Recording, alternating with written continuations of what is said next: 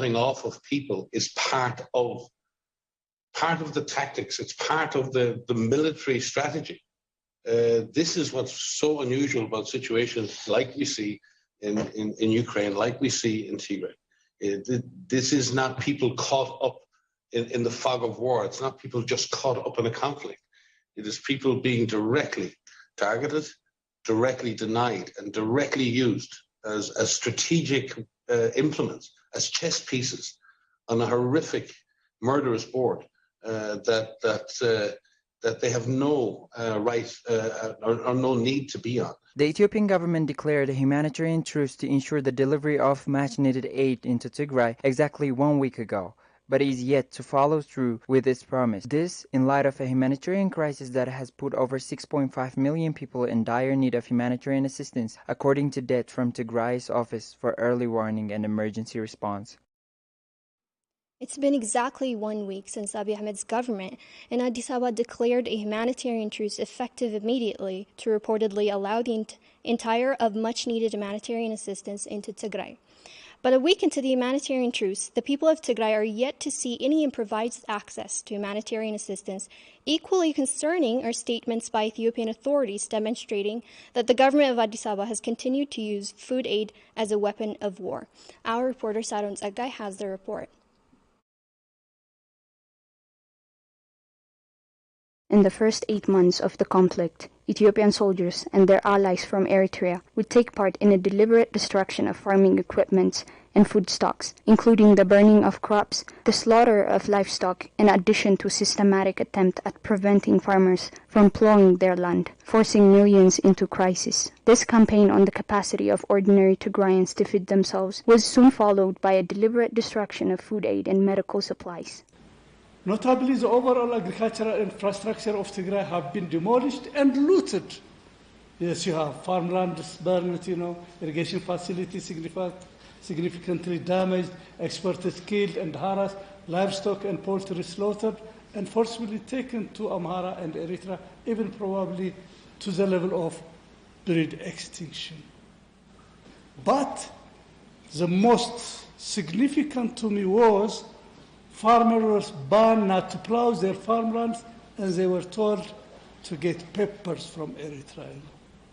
This is the most damaging attribute that a citizen of a given country could be demanded to have provisional peppers to allow them to plow their land.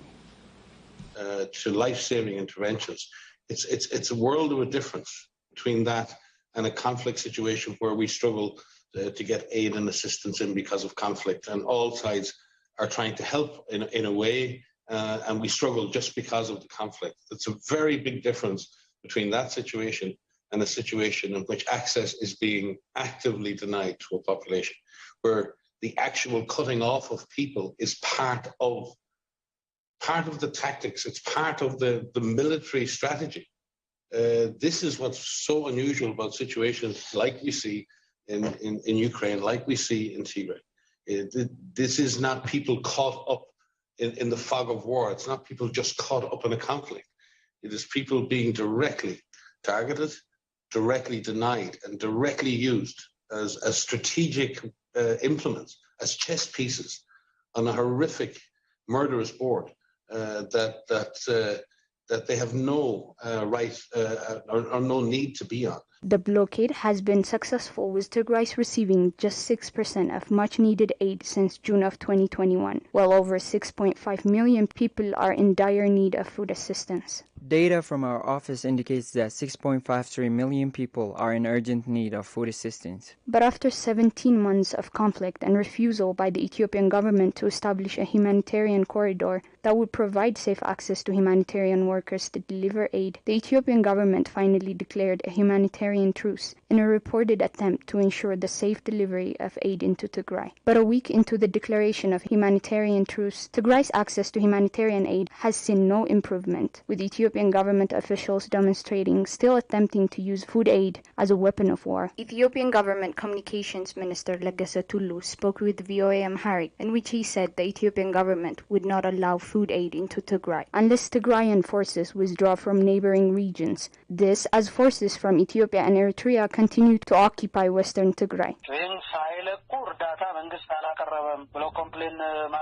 የሚችሉበት ምንም አይነት ግራውንድ የለም ወይም ደግሞ ምንም አይነት ሁኔታ የለም። ስለዚህ እርዳታው ወደ ህብረተሰቡ እንዲደርስ ለህብረተሰቡ የሚያስቡ ከሆነ ከያዟቸው አካባቢዎች በጉልበት ከያዙት መልቀቅ ነው ያለባቸው። But the government of Tigray says it remains committed to the humanitarian truce and hopes to see the quick delivery of much needed aid into Tigray. Tens of thousands of people are in the brink of starvation today. So as long as the cessation of hostilities agreement is going to create a conducive environment for our people to have access to unfettered access to humanitarian aid, which the international community has been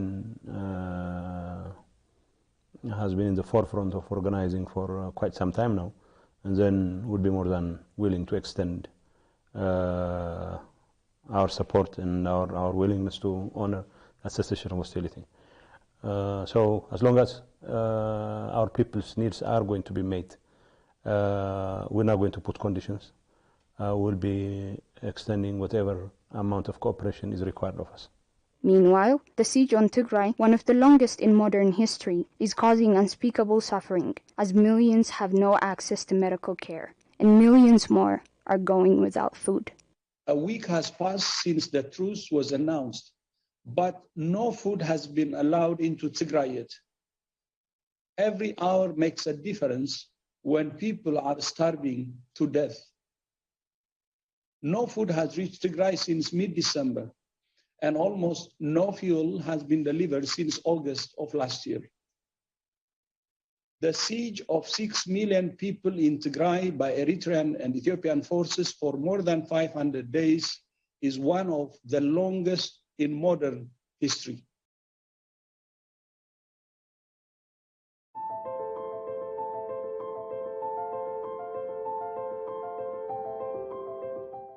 For the past 9 months, Tigray has been under siege.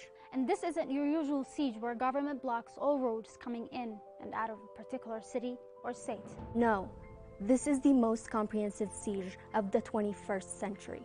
Everything has been blocked. Food, commercial goods, urgently needed aid, medical supplies. Really? If you can name it. The Ethiopian government has blocked it. And also banks. The Ethiopian government has blocked banks in Tigray from accessing their customers' information. So yes, Tigrayans are deliberately being denied access to their savings. And also, hospitals and pharmacies are running out of all medical supplies. Hospitals don't have insulin, anesthetics, antibiotics, glucose. They don't even have oxygen. Also, there's no fuel in Tigray. Not for ambulances. Not for aid trucks attempting to distribute food to the 5 million people in need. Not even for hospitals to run their generators with. The Ethiopian government has repeatedly attacked the Tekeze hydroelectric dam, the only source of power supply in Tigray, using drones given to it by the United Arab Emirates, Iran, and Turkey. But imagine, all this is happening and you can't tell anyone about it. Imagine not being able to hear the voice of your friends and family members. Imagine you're not able to reach out to the people you love and care for. It's important to remember that everything you've heard about Tigray has been despite a communication blackout that has lasted as long as the deadly conflict. The videos of massacres, the stories of sexual violence, the cases of malnutrition, everything has been while under a complete communications blackout. A complete blackout. No internet, no cell services, no landlines, nothing. There's absolutely no way for you to communicate with someone in Tigray. So you must be asking yourself, how there is still a television station running from Tigray? How are we still here? We have no salary. Transportation is non-existent. Airstrikes are almost daily occurrences. And life overall is unimaginably difficult. But we still manage to make it to work. And that's because we believe that if you knew our story, you'd care to act. We here at Tigray Television want to bring the stories of ordinary Tigrayans to you. We want you to learn about what's been unfolding in darkness. And we want to help you imagine what life is like under siege. And we're doing this despite all the obstacles because We trust you care about humanity, About the struggles of people you've probably never met, about us, and the millions more in dire need of humanitarian assistance. but also because we never want to hear you say, You didn't know.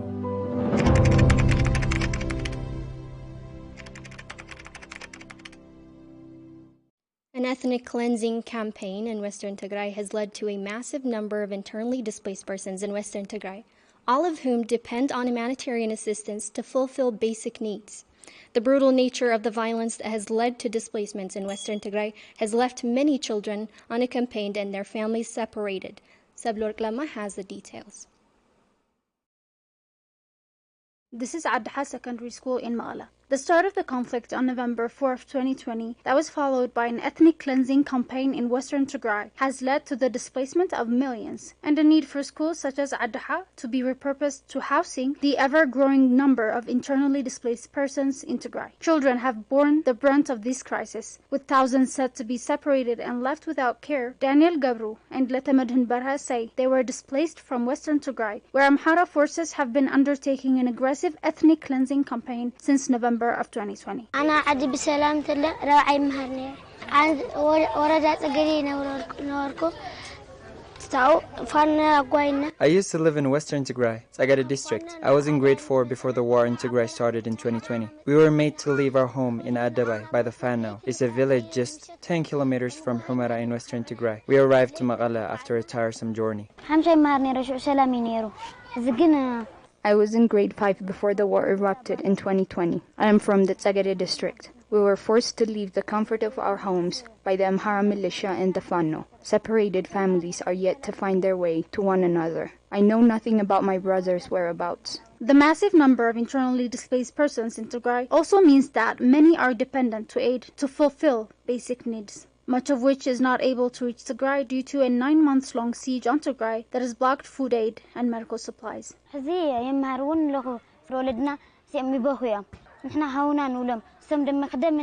we are yelling out for food, no one is helping us. Our family members have no options and just crying because they cannot afford it. They themselves are starving to death. There is no food aid here. We are eating uncommon leaves because we are starving. This is beyond our family's capacity. They cannot give us anything to eat. We used to receive aid in the very beginning, but now we are in desperate need of emergency food assistance. I want to go back to my hometown and continue my education. I also want to meet my brothers, friends, and family. My family and friends are in Shira, Abiadde, and Magala. I haven't seen them in a long time. I would like to though. The over 2 million IDPs are just one portion of the community in Tigray in dire need of assistance. A targeted campaign on agricultural produce, tools, and infrastructure, coupled with 9 months-long siege on the region that has discontinued all basic services, including banking and telecommunication, has meant that most people in Tigray are not able to fulfill basic needs. The blockade on fuel, just one of the gruesome features of the ongoing siege on Tigray, has played a major role in intensifying the humanitarian catastrophe on the ground, with the little aid that's able to reach Tigray being unable to reach other parts of the state. This has also meant that many businesses have been put out of work. Ambulances cannot get to those that need them the most, and men are not able to make it to work. Auraga Rotinsei has more on this. This is a bus station in Magala city, the capital of Tigray. It has been one of the busiest places with thousands of passengers going from and to Magala before the conflict erupted in November 2020. Since then, the number of passengers largely decreased from time to time, and currently it has totally halted providing service as there is no fuel entering Tigray due to the blockade. As a result, Tigrayans have been exposed to different socio-economic problems as movement from one place to another has been severely restricted. Hailai Aragawi, head of Tigray Urban Development Trade and Industry Bureau, says Tigray had 12 million liters of fuel monthly budget before the conflict. However, this budget has been suspended for over a year now, and more than 6 million Tigrayans have been exposed to different socio-economic problems. ትግራይ ናይ 2 ወርሒ In September 2020, Tigray had a fuel budget reserved for only 2 months, but since November 2020 up to the present time, it hadn't received its regular fuel budget, and entry of any fuel has been totally blocked for almost a year now. Due to this, transportation has been inaccessible in the entire region, and Tigrayans have been exposed to severe socio-economic problems. The problem Tigrayans are facing due to lack of fuel is multidimensional. Brhane Abraha, head of the Lachi bus station based in Mekelle, says drivers and their family are among those who have been exposed to serious economic problems as they have been forced to discontinue their job due to the lack of fuel. Drivers and bus owners are facing severe economic problems. They can feed their family as they are no longer earning any income due to the stoppage of public transportation. As a result, their lives and their family members have fallen at risk as they have become economically destitute. Gabramedhin Gabragergis, a driver who used to make his living driving Mekelle housing route, says lack of fuel in the region has seriously affected his economy as his only income-generating job has been suspended due to fuel shortage, and he and his family members who economically depended on him are now on the brink. We used to work housing in Mekelle route, and we used to earn good income before the start of the war in Tigray in November 2020. We also used to provide service to tourists in our spare time, and everything was great. However, currently we are in dire situation as we have been forced to stop our daily work due to lack of fuel. Everything has become tough now, and we are economically weakened. Humanitarian crisis in Tigray has reached its peak as the entry of food, medicine, fuel and cash has been totally blocked as the siege by the federal government and allies tightens. Despite the recent declaration of humanitarian truce by the federal government, no single truck with humanitarian aid or fuel arrived at Tigray to this very minute. The past 9 months under siege have distressed both urban and rural areas, with a blockade of all essential goods and services including electricity, telecom, and banking particularly affected urban areas. Our reporters visited a household in Mekelle where the effects of the siege are all too clearly observable. Aragay Garumkail has more. Amit Old is a single mother to her 4 children. Amit and her children are residents of Mekelle. Before the start of the conflict in November of 2020, Amit worked in a flour mill shop in the area. I had a job working for a flour mill factory in our area. I was able to support myself and my children. My children had no problem attending their education. Life was not too bad then. Amit says the siege and its impact on the economy has meant that she is no longer able to work, with very little opportunities available to her or others to make ends meet, leaving her and her children in a devastating situation. I'm not able to find work. I want to sell vegetable in the local market, but I'll need some cash to start off. Life is so difficult. We have nothing to eat or drink. We're only alive because our neighbors are still charitable. They see how desperate we are, so they give us some flour. In addition to the help of charitable neighbors, Amit says that 2 of her children go to Housing Square every morning, where Organization for Social Service, Health and Development and Young Men Christian Association have launched a feeding program. 2 of my children, Johannes and Michaela, eat breakfast at Housing Square. The rest of my children have to manage to find breakfast for themselves, as the local NGOs don't feed more than 2 children from one household. Their resources are limited. My children have to depend on the goodwill of others for their breakfast. Amit's eldest daughter, Burtukan, is 15 years old. She was a grade 8 student before the start of the conflict that has discontinued education for Burtukan and her peers.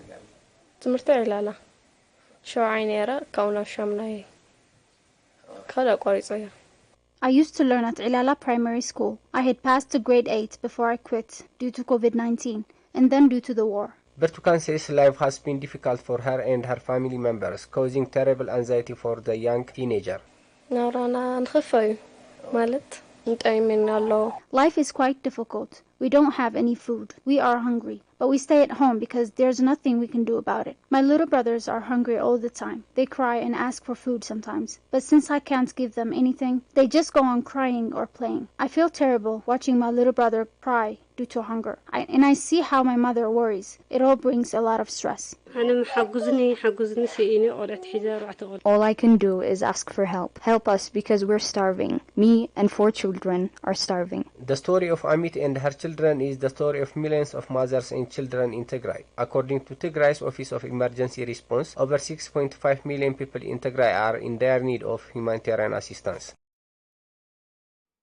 The use of rape as a weapon of war has been one of the gruesome features of the ongoing conflict, with many recorded cases of sexual violence inflicted on women and girls across Tigray in a systematic and deliberate attempt to humiliate them and Tigrayan identity.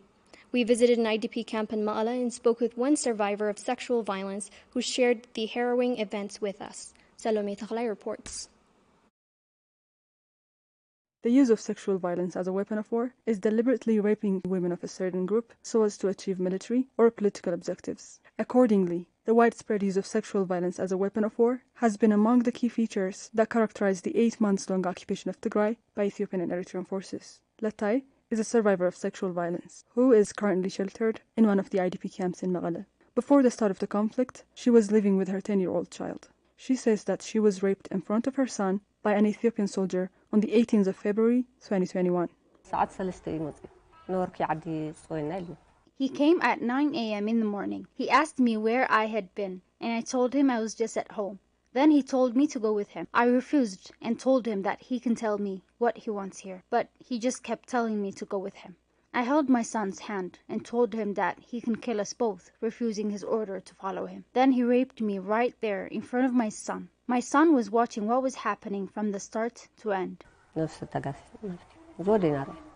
Human Rights Watch had found the healthcare needs of sexual violence survivors to include termination of pregnancy, treatment for HIV and hepatitis B, and care for broken bones, stab wounds, and traumatic fistula, and support for depression, anxiety, and post-traumatic stress. But with the destruction of health facilities across Tigray and the almost 9 months long siege that has blocked medical supplies and other essential items from entering Tigray, Latai, just like the thousands of survivors of sexual violence throughout the region, has not been able to receive the medical care she needs.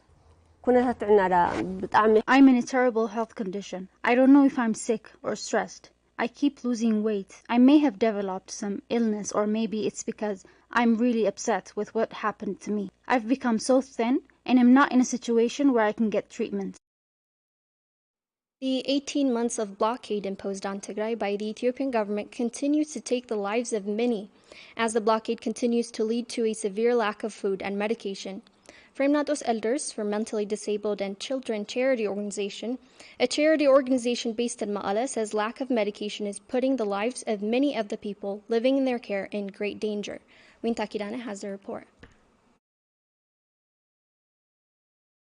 The all-encompassing siege on Tigray that includes the total blockade of food and medication continues to put the lives of millions of Tigrayans in dire situation. Newly born children are suffering due to lack of vaccination, and many are losing their lives due to lack of medication and medical supplies. Care receivers at Fremnatos Elders for Mentally Disabled and Children charity organization operating in Maqala, say the siege has had a devastating impact on their health and well-being. I used to take medicines prescribed to me by a medical doctor, but they have all been depleted now. There's absolutely no medication. What's the point in being examined if you can access the medication you will need afterwards? We have people here who suffer from different types of mental illness, and others who have high blood pressure. It's really distressing to know you cannot provide them with medication. I need medicine, but there is none. As you can see, due to the siege, there is no medication. He deceives people by saying, I will support the people by providing them aid. But the reality on the ground is people are dying. Health professional Khalali Amara says the lack of medication presents a big problem for the center that provides care for children, the elderly, and many others that can easily be exposed to disease. It's hard to get medication. It's very hard for us. As our center is care provider for children, elders, and mentally disabled people, those can easily be exposed to disease for they have a weak immunity system. They are dying due to lack of medicine and medical supplies. Even if I tested them, they will eventually die, for there is no medication to treat them. This is devastating. I have the skill to treat them, but I am forced to see the days of my patients because of the siege. Head of the charity organization, Father Gauramedhin Berha, says care receivers of the center are greatly suffering due to lack of medicine. We have many here. that suffer from chronic illnesses such as diabetics, HIV, and kidney patients. It's becoming distressing, not being able to provide medication. Many are collapsing on a daily basis here due to epilepsy. I call for anyone that believes in humanity to help us. According to World Health Organization, close to 4 million people in Tigray are in dire need of health care, as access remains elusive due to blockade on all essential goods, including medication and food aid. The struggle against the Derg that built and sustained a repressive state in Ethiopia for close to 17 years was fought by young men and women across the country dedicated to democratizing the state and ending its destructive nature. These freedom fighters that believed in their nation and recognized the responsibility in its journey towards stability and democratization have unfortunately been the victims of atrocious crimes committed on Tigrayans in the midst of this genocidal conflict. Wintakidana has more. The war in Tigray has been marked by unspeakable atrocities ranging from brutal murders to ethnic cleansing campaigns carried out by Ethiopian forces together with their Eritrean allies and more.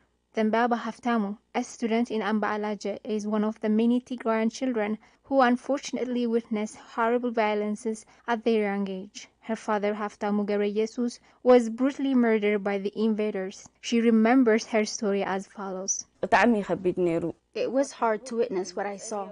I was alarmed when I found him prostrated on the ground. I couldn't believe that he was my dad. He was shot 16 times. There were a lot of them, and they kept on shooting him, even though they knew that he was dead. My dad was a disabled person. Both of his legs and his right hand were not functional. There were times that he can't bear the pain. Regardless, my father was everything to us.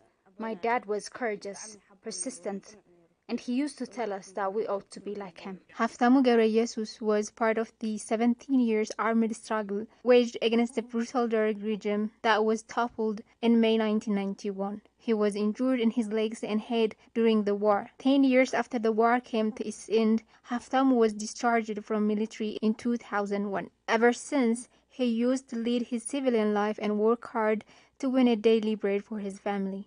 Nevertheless, he was viciously murdered on February 26, 2021 by the Ethiopian forces. His wife Alam Mashtesfai recalls how he was murdered.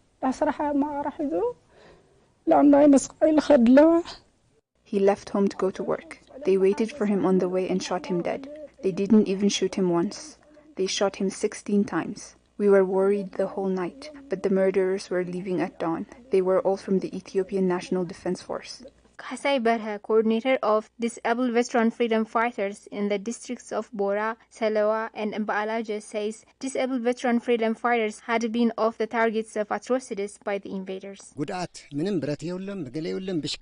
On January 8, 2021, many unarmed disabled veteran freedom fighters were massacred in Bora, and now due to the siege, the remaining ones are suffering, for there is no pension or humanitarian relief.